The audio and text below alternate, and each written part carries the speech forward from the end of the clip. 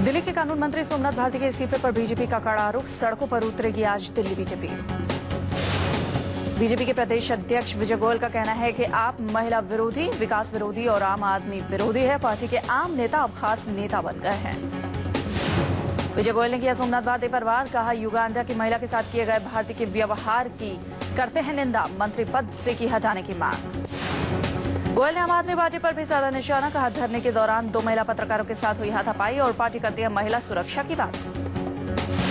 BJP नेता हर्षवर्धन ने भी सोमनाथ पर साधा निशाना। कहा, आप नहीं लेगी सोमनाथ से इस्तीफा तो किया जाएगा तेज विरोध प्रदर्शन। राष्ट्रपति से भी की जाएगी मुलाकात। दिल्ली के कानून मंत्री सोमनाथ भारती का आम आदमी पार्टी ने किया बचाव। कहा, कार्रवाई से पहले न्यायिक जांच के नतीजों का करना चाहिए इंतजार। आम आदमी पार्टी ने भारती को मीडिया से दूरी बनाने और अपने कुछ बयानों पर खेद जताने की सलाह दी है। पार्टी ने भारती को बीजेपी नेता अरुण जेटली और वकील हरीश साल्वे के खिलाफ दिए बयान पर माफी मांगने की दी सलाह। कहा, गलत भाषा का इस्तेमाल करने से बाज आए सोमनाथ। माफी मांगने की दी सलाह। कहा, गलत भाषा का इस्तेमाल करने से बाज आए सोमनाथ। आपका कहना है कि इस बात का एक भी सबूत नहीं है कि भारती ने युगांडा की महिलाओं के साथ गलत सलूक किया था। दिल्ली के महिला आयोग ने भेजा सोमनाथ को नोटिस। आज 3 बजे तक आयोग के सामने पेश होने का दिया आदेश।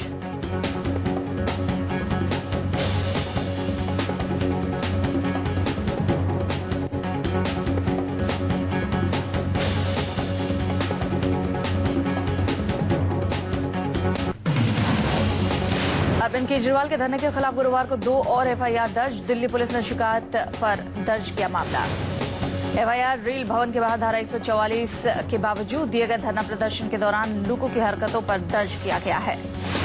दोनों एफआईआर पार्लियामेंट स्ट्रीट थाने में दर्ज की गई है। सूत्रों के मुताबिक धारा 144 का उल्लंघन, हिंसा और भीड़ को उकसाने की धाराएं लगाई गई हैं।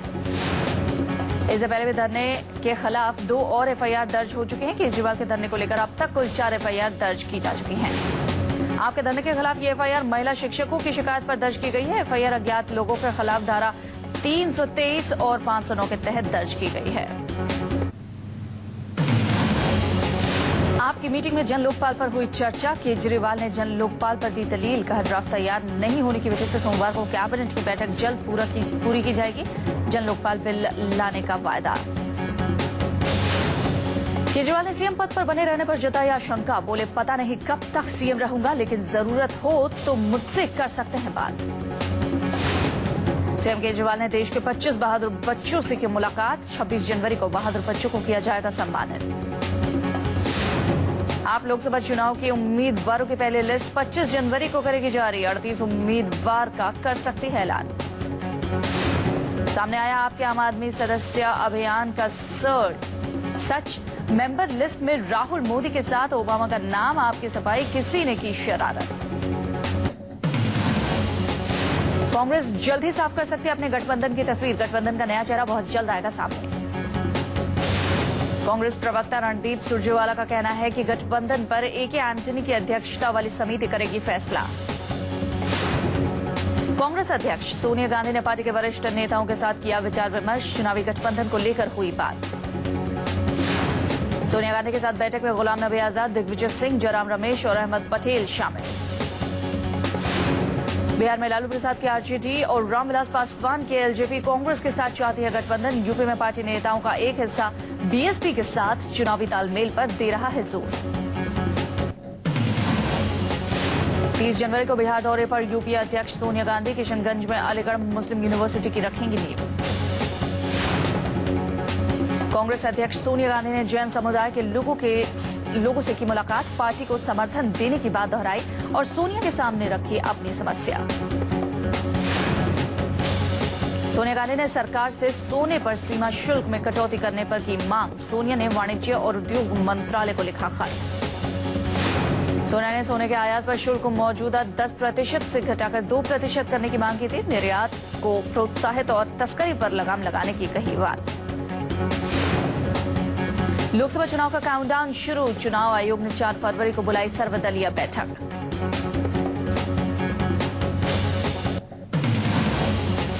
कांग्रेस उपाध्यक्ष राहुल गांधी आज महाराष्ट्र के वर्धा का करेंगे दौरा। पार्टी की राज्य इकाई के कार्यकर्ताओं के साथ कई स्तर पर करेंगे बैठक। राहुल कांग्रेस के जिला व पंचायत समिति के सदस्यों के साथ नगर परिषदों और निगमों के पार्टी सदस्यों की बैठक को भी करेंगे संबोधित। राहुल कांग्रेस के घोषणा पत्र समेत कई मुद्दों पर वर्धा में करेंगे पार्टी का रुख साफ, मौजूदा जनसमूह को करेंगे संबोधित। कांग्रेस महासचिव और पार्टी मामलों के राज्य प्रभारी मोहन प्रकाश और राज्य कांग्रेस के अध्यक्ष माणिकराव ठाकरे भी रहेंगे राहुल के साथ। अमेठी दौरे पर राहुल गांधी ने प्रधानमंत्री बनने के सवाल पर पहली बार भरी हामी, कहा कांग्रेस की जीत के बाद अगर सांसद चुनते हैं तो करूंगा विचार।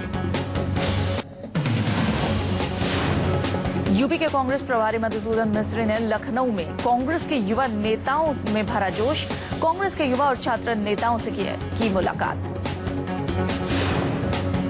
माहौल में निराशा देकर मधुसूदन ने मंच संभाला और जोशीला गाना गाकर माहौल में समा बांध दिया। संघर्ष की इसलिए हम चुने, जिंदगी आंसुओं में नहाई न हो। मधुसूदन मिस्त्री ने अपनी आवाज से ऐसा समा बांधा कि माहौल पल भर में ही बदल गया, हर तरफ बजने लगी तालियां।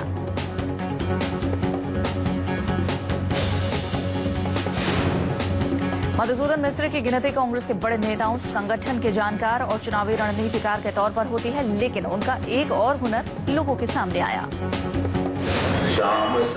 चुनाव से पहले युवा नेताओं को प्रदेश मुख्यालय पर बुलाकर उनकी राय जानने की कोशिश की जा रही थी। मंच पर तमाम बड़े नेताओं के साथ यूपी कांग्रेस के प्रभारी मधुसूदन मिस्त्री भी मौजूद थे।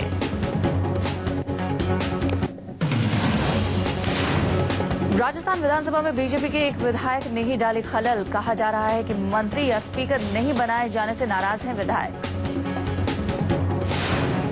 राज्यपाल मार्गरेट अल्वा हिंदी में पढ़ रहे थे अभिभाषण, 3 पन्ने पढ़ने के बाद सदन ने माना पूरा पढ़ा हुआ अभिभाषण, लेकिन बीजेपी के एक विधायक को हुआ एतराज। विधानसभा में गुरुवार को राज्यपाल के अभिभाषण के दौरान विधायक राव राजेंद्र सिंह ने की पूरा भाषण पढ़ने की मांग।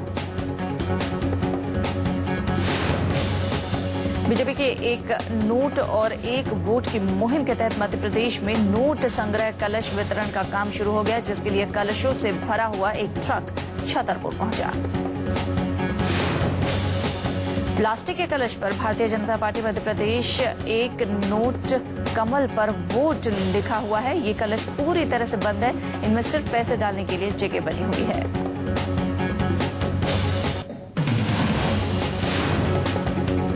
कांग्रेस नरेंद्र मोदी का शंखनाद, कहा कांग्रेस मुक्त भारत का सपना होगा साकार। चुनाव आने पर गरीबों को याद करती है कांग्रेस, मुलायम पर भी साधा निशाना। विजय शंखनाद रैली में नमो की हुंकार, केंद्र सरकार पर जमकर बरसे मोदी, कहा कुछ ठेकेदार दलित शोषित आदिवासी को इंसान नहीं मानते, सिर्फ वोट बैंक के लिए करते हैं राजनीति। मोदी ने कांग्रेस पर देश की हालत के लिए माना जिम्मेवार, कहा महंगाई से मर रही है जनता, लेकिन वो कहते हैं 12 रुपए में मिलती है खाने की थाली। विजय शंखनाद रैली में बोले मोदी, कांग्रेस को 60 साल दिए, हमें 60 महीने दीजिए, मैं आपको सुख चैन की जिंदगी दूंगा, ये वादा करने आया हूं।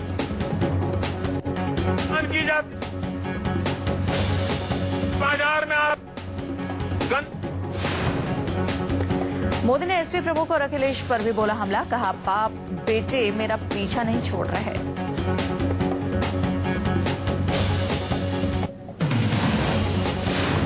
बीजेपी अध्यक्ष राजनाथ सिंह विधानसभा में बीजेपी की जीत से गदगद है, कहा सरकार कैसे चलानी है, कि किसी को सीखना है तो बीजेपी से सीखे। बीजेपी के कार्यकर्ताओं में मोदी की रैली से बढ़ता है हौसला। बीजेपी के मुख्तार अब्बास नकवी का बयान, देश बदलाव चाहता है और बीजेपी को मिल रहा है समर्थन। समाजवादी पार्टी का मोदी पर पलटवार, राजेंद्र चौधरी ने बीजेपी पर लगाया अफवाह फैलाने का आरोप, कहा बीजेपी और आरएसएस को अफवाह फैलाने में महारत हासिल है।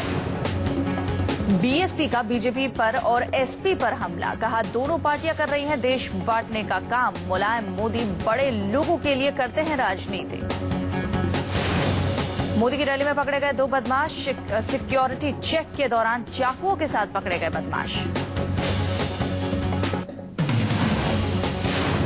गुजरात को निशाना बनाने पर भड़के मोदी, कहा मुलायम यूपी को गुजरात नहीं बना सकते, गुजरात का मतलब है 24 घंटे बिजली। मुलायम के बयान पर तिलमिलाए मोदी, बोले गुजरात बनाने के लिए 56 इंच का सीना चाहिए।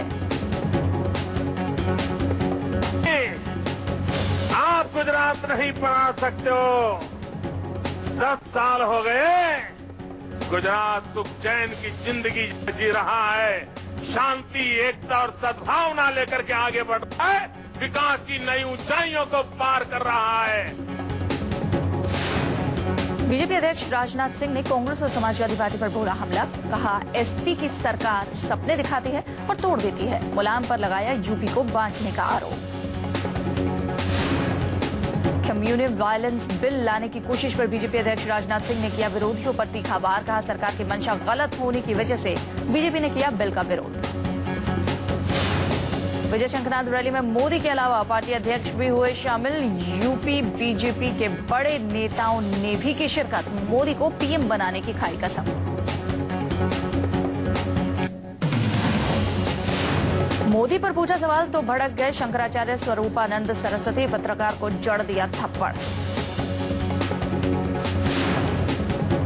स्वामी स्वरूपानंद सरस्वती ने पत्रकार को थप्पड़ मारने पर दी सफाई। बोले मोदी चुने जाएं, प्रधानमंत्री बने, हमें कोई आपत्ति नहीं है, लेकिन मोदी सही सही जनता को बताएं कि वो चाहते क्या है।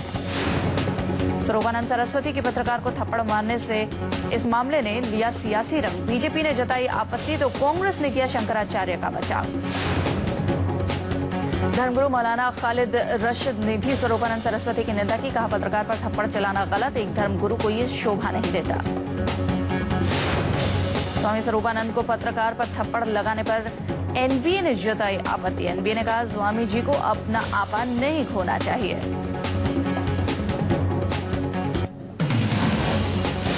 बनारस में कांग्रेस और बीजेपी पर सख्त नजर आए मुलायम। कहा खून से रंगे हैं मोदी के हाथ, कांग्रेस ने किया देश का बंटा धार, जनता को दिखाए सपने। मुलायम ने मोदी पर चलाया जुबानी तीर। कहा मोदी यूपी को भी बना देंगे गुजरात, कत्लेआम करवाने वाला कभी देश का पीएम नहीं बना। मुलायम के निशाने पर केंद्र सरकार, कांग्रेस पर किया प्रहार। कहा 5 साल तक भ्रष्टाचार, घोटाला, महंगाई का ही बोलबाला रहा, लेकिन कांग्रेस ने ध्यान नहीं दिया। मुलायम ने केंद्र सरकार की विदेश नीति पर भी उठाया सवाल। बोले चीन घुड़की देता है, अगर लोकसभा में एसपी नहीं होती तो ये मुद्दा कोई नहीं उठाता। बनारस से मुलायम की ललकार, एसपी के बिना दिल्ली में नहीं बन सकती सरकार, एसपी जो वायदे करेगी उसे पूरा भी करेगी।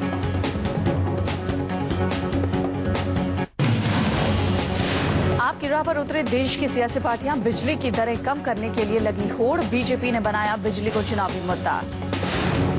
महाराष्ट्र में कांग्रेस की यूपीए गठबंधन सरकार की ओर से बिजली दरों में 20% की कमी के बाद अब संजय निरुपम मुंबई में बिजली की दरों के खिलाफ मैदान में है। हरियाणा भी बिजली की दरें कम करने पर विचार कर रही है।